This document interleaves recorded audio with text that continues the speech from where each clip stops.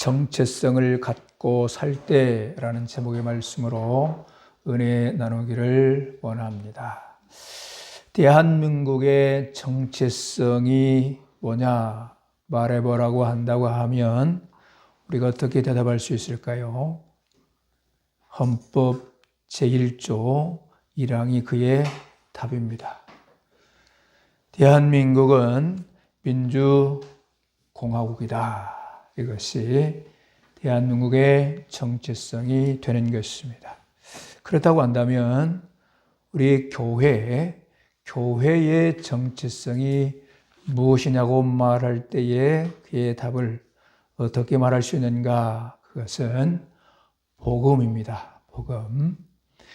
십자가와 부활의 복음을 믿는 사람들의 모임이 교회인 것입니다. 그래서 이 복음이 빠진 복음이 없는 교회는 더 이상 교회가 아닌 것입니다. 교회일 수가 없는 것이죠. 우리가 국가나 또 교회나 개인에게 있어서도 정체성이 견고하게 세워져야 합니다.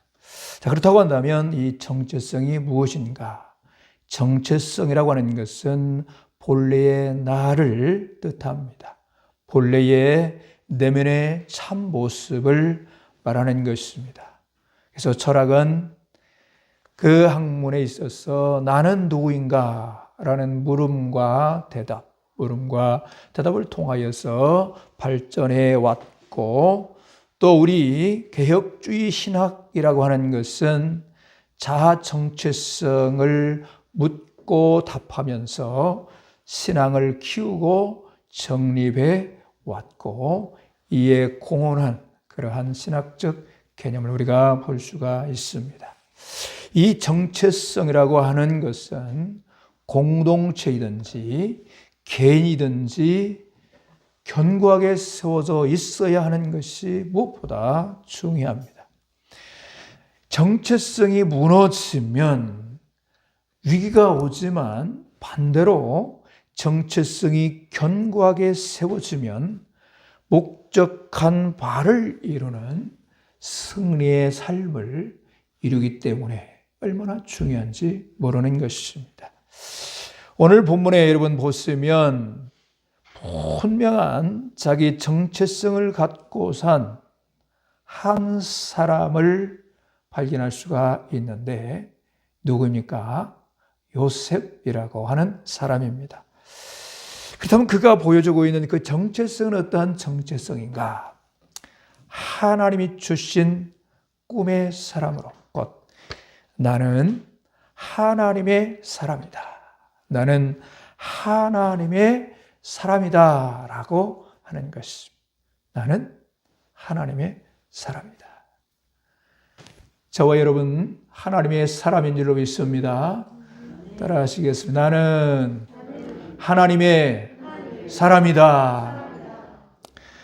본문을 우리가 함께 자세히 우리가 살펴보시면서 요셉은 이 정체성을 갖고 그가 목적한 바 그야말로 멋진 승리의 삶을 활짝 열어 보여주고 있는데 그 모습이 어떻게 나타나고 있는가? 우리 함께 살펴보기를 원하는데 그 첫째는 분명한 자기 정체성을 갖고 사는 삶은 어둠에 묶이지 않고 자유한다.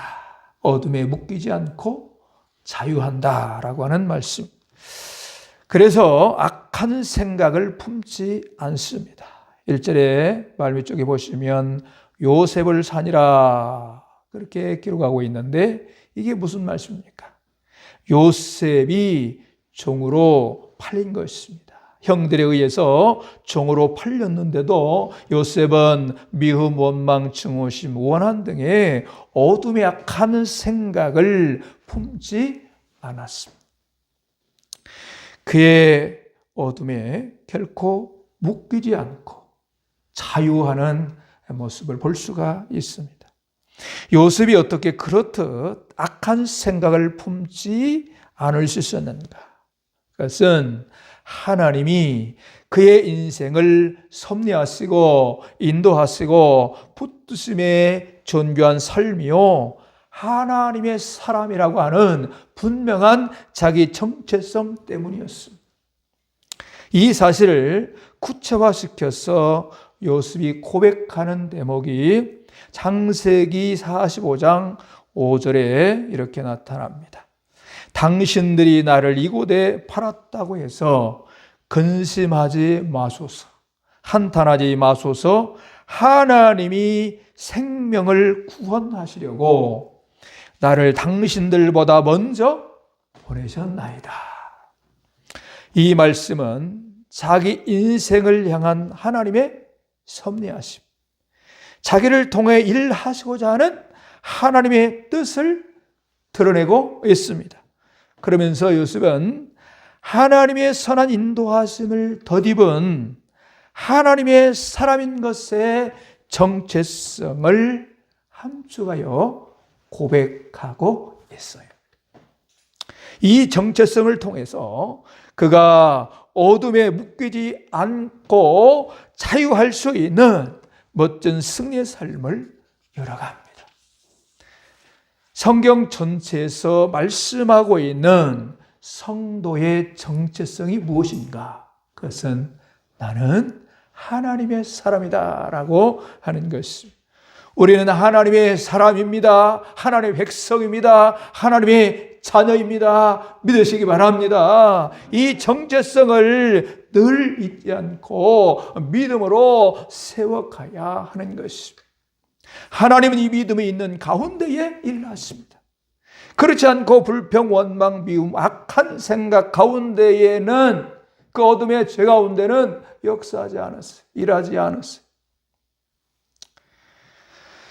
생활 속에 그래서 내가 누구인가, 어떤 경우에도 하나님을 신뢰하는 그러한 나의 정체성을 통하여서 그 정체성을 덜 인식하고 그 정체성을 중심으로 내가 행동하고 그렇게 살아가야 합니다. 그러면 내 삶이 그렇게 결정되어집니다. 우리의 모든 인생이 멋진 인생으로 어둠에 묶이지 말고 자유하여 승리하는 하나님의 복을 누리는 그런 삶을 이루시기를 바랍니다. 두 번째로, 분명한 자기 정체성을 갖고 사는 삶은 절망에 묶이지 않고 소망으로 충만합니다. 3절에 보시면 어떻게 시작되고 있는가? 그의 주인이 그랬어요. 그의 주인이 그랬어요. 주인의 반대는 종입니다. 요셉은 보디발을 주인으로 한 종이라는 말이죠. 여러분, 이국 땅에서 종으로 사는 요셉의 삶은 말할 수 없는 어려움과 고통과 절망 그 자체입니다. 그런데 말이죠, 본문 말씀 그 어디에도 요셉의 실제 삶 속에서는 고통, 절망에 묶인 그의 모습을 찾아볼 수가 없습니다. 어떻게 그럴 수 있는가? 분명한 자기 정체성을 갖고 살았기 때문인 것입니다. 그 증거, 그 사실이 2절에 잘 나타나 있습니다. 여호와께서 요셉과 함께 하심으로 그가 형통한 자가 되어. 요셉이 만약 절망에 묶여 하나님을 원망 불평하며 죄 가운데 사는 삶이었다고 한다면 이 말씀처럼 하나님이 함께 하시고 그가 형통한 자의 승리의 삶 절대로 불가능한 것입니다. 죄악 가운데 머물 때 하나님의 은혜의 손길이 함께 할 수 없기 때문에 그런 것입니다. 이사야 59장 1절에서 2절에 이 사실을 역력히 여실히 보여주고 있습니다. 여호와의 손은 은혜의 손길입니다. 여호와의 손이 짧아 구원하지 못하심도 아니요 귀가 둔하여 듣지 못하심도 아니라 오직 너희의 죄악이 오직 너희의 죄악이 너희와 너희 하나님 사이를 갈라놓았고 너희 죄가 그의 얼굴을 가리어서 너희에게 듣지 않으시게 합니다. 하나님의 은혜의 손길이 차단당하고 있는 것이 무엇입니까? 나의 죄 때문이라고 하는 것입니다. 죄 가운데에 사는 삶 가운데에 요셉처럼 형통한 삶, 하나님이 함께 하시는 그런 형통한 삶 기대할 수가 없는 것이죠. 자, 그렇다고 한다면 우리가 단적으로 증명되는 것이 무엇입니까? 요셉이 죄 가운데 머물러 원망, 불평 가운데 어둠에 묶인 절망에 묶여 좌절한 그 상황이 아니라 소망 충만 하나님 안에서 그의 정체성을 통하여서 어둠에 묶이지 않고 죄에 묶이지 않고 하나님 안에 하나님 함께 해주시는 그래서 형통한 삶을 이룬 사실 2절에서 우리가 확신시켜주고 있는 것입니다. 육신으로는 요셉이 종이었습니다. 그러나 영적 요셉의 정체성은 하나님의 꿈의 사람입니다. 하나님의 존귀한 백성입니다. 하나님의 사람이라고 하는 것입니다. 그의 마음 중심에 각인되어 있었던 정체성이라고 하는 것은 육신의 종이 아니라 하나님의 존귀한 자요 하나님의 사람이라 하는 것입니다. 이 정체성이 어떤 고통, 절망 가운데서도 그 절망에 묶이지 않게 합니다. 오히려 소망으로 충만한 승리의 형통의 삶을 이루어내는 것입니다. 이런 삶이 되시기를 바랍니다. 마지막 세 번째입니다. 분명한 자기의 정체성을 갖고 사는 삶은 인정과 칭찬에 복된 삶을 열어갑니다. 4절을 보시겠습니다. 요셉이 그의 주인에게 은혜를 입어 섬김에 그가 요셉을 가정 총무로 삼고 자기의 소유를 다 그의 손에 위탁하니 또 22절 봅니다.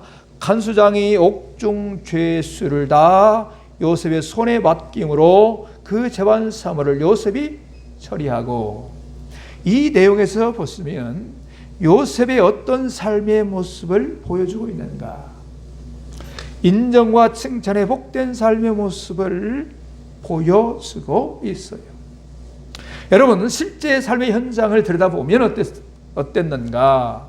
요셉은 종살이였습니다. 또 종살이뿐만 아니라 설상가상으로 누명을 쓰고 감옥에 들어간 감옥살이였습니다. 종살이였고 감옥살이였어요. 형들에게 팔려 종이 되었고 그것도 모자라서 보디발의 아내에 의해서 억울한 누명을 쓰고 감옥에 들어간 인생, 그야말로 빨간 줄이 그어진 인생, 어찌 이렇게 처참하게 무너지고 깨진 불행한 인생인가? 남의 일이 아니라 내게 이런 일이 당했다, 내가 이런 일을 당했다라고 생각한다고 한다면 얼마나 억울하고 분통 터지고 낙심이 되고 절망이 되고 불행 충만한 상황이 아닌가 생각해 볼 수가 있습니다. 이렇게 되면요, 아무런 일할 의욕도 힘도 열심도 다 사라지고 무력감 가운데에 허우적될 상황일 뿐입니다.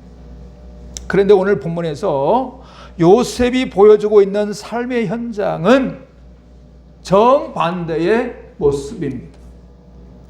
의욕을 잃고 허우적된 것이 아니라 오히려 의욕을 갖고 힘있게 최선을 다한 삶으로 인정을 받습니다. 칭찬을 받습니다. 더 나아가 신뢰를 받습니다.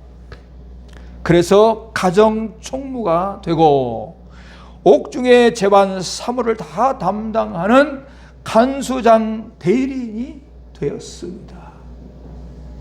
후에는 한 나라의 총리에까지 오르고 왕에게 인정과 칭찬을 받는 복된 삶이 활짝 열립니다.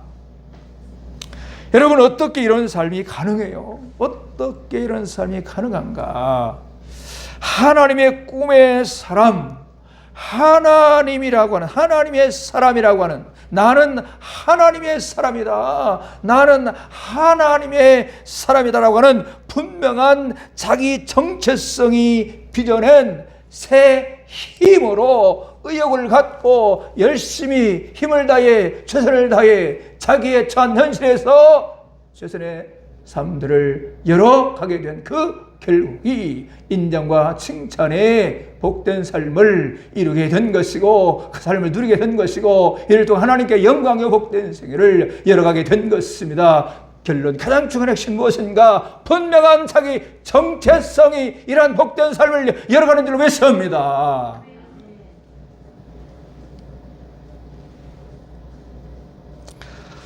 여러분, 이 영적 원리가 이사야 40장 31절에서 확인이 돼요. 우리가 만약 이 영적 원리를 생각에 앞서서 우리가 무엇을 바라보고 사는가? 내가 하나님의 자녀, 하나님의 백성이라고 하는 정체성을 가지고 살면 하나님을 앙망하며 살 것입니다. 그래, 내가 세상 사람의 정체성을 가지고 살면 세상을 바라봅니다. 우상신을 섬기는 사람들이 나는 우상신에 의한 인생의 삶이라고 하는 것에 정체성을 갖고 사는 사람들은 우상을 바라보면서 삽니다. 근데 우리는 하나님의 자녀이기 때문에 하나님을 바라보며 하나님을 앙망하며 살아야 할 줄로 믿습니다. 그럴 때 하나님이 우리에게 힘을 주십니다. 새 힘을 주십니다. 그 새 힘으로 우리가 살아가야 한다. 이것을 전제를 두고 여러분, 영적 원리의 이사야 40장 31절 말씀 우리가 확인해서 봅니다. 제가 읽어드립니다. 오직 여호와를 앙망하는 자는 새 힘을 얻으리니 독수리가 날개치며 올라감 같을 것이요 다른 박질을 하여도 곤비하지 아니하겠고 걸어가도 피곤하지 아니하리로다. 이 말씀이 보여주는 영적 원리는 이것입니다. 분명한 자기 정체성이 있으면, 분명한 자기 정체성이 무엇입니까? 나는 하나님의 사람이라고 하는 분명한 정체성이 있으면 누구를 바라봐요? 하나님을 앙망하는 것이며, 또 그 하나님을 앙망하게 되면 그 하나님이 함께해 주시는 새 힘으로 살게 되는 것입니다. 그러므로 인하여서 내가 종사를 하든지, 내가 누명을 쓰고 감옥살을 하든지, 어떠한 절망의 연상 상황에 있든지, 내가 어떠한 악에 묶이지 않고, 어둠에 묶이지 않고, 절망에 묶이지 않고, 자유하고 소망으로 충만하고 새 힘으로 최선 열심을 당한 승리의 삶을 통하여서 어디에서 어떤 삶에 머물든지 하나님께 인정과 칭찬을 받으며 요셉처럼 다른 사람들로 하여금 인정을 칭찬받고, 뿐만 아니라 이 요셉이 있는 그 집이 누구였어요? 종살이하던 그 집이 보디발의 집이 복을 받았어. 내가 머무는 그곳이 어느 곳이든지 복의 현장이 될 수가 있는 것, 하나님의 사람이라고 하는 정체성이 이루어내는 그런 복된 삶을 우리는 확인할 수가 있는 것입니다. 그래서 어떤 삶의 상황이든지 의욕을 갖고 힘있게 최선을 다해서 인정과 칭찬을 받는 복된 삶, 요셉처럼 그런 삶이 가능한 것입니다. 여러분, 분명한 자기 정체성을 갖고 사는 삶으로 어둠에 묶이지 말고 자유하시고, 절망에 묶이지 말고 소망이 충만하여서 어떤 상황에서도 인정과 칭찬에 복된 삶이 활짝 열려지시기를 주님의 이름으로 축원합니다. 기도합니다. 우리 아버지여, 감사를 드립니다.